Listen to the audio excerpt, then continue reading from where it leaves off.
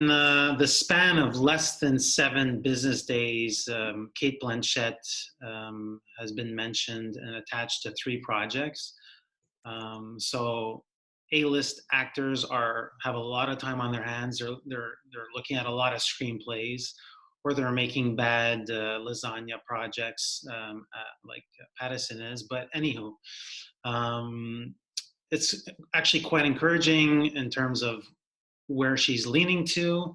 So she's on board the new Adam McKay film, which will perhaps test her more comedic skills. Maybe it's a politicized project, I'm not really sure. And she's got that video game adaptation that was mentioned last week. But of course, we're drawn to anything that's James Gray. Seeing that you're part of the playlist team, the playlists have their pulse on everything James Gray, Steven Soderbergh. So what were your initial reactions at seeing this A-list actress being curtailed or grabbed by James Gray? It's exciting. I mean, unexpected because James Gray's next film, which is going by the equally interesting title Armageddon Time, is going to be set in the 70s in the New York school system, private school system, I believe. So it's really different territory for James Gray than usual,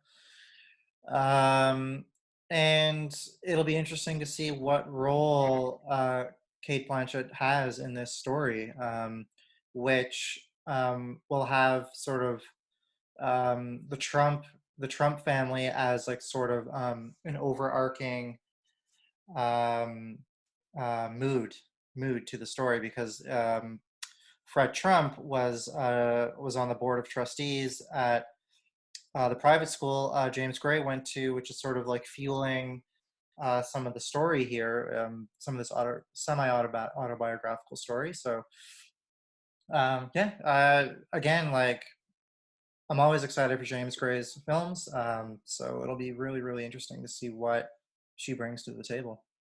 I was looking back at his filmography, and obviously there's that connection with Brad Pitt, his last film Ad Astra, and Brad worked with Blanchett on Babel and the Curious Case of Benjamin Button.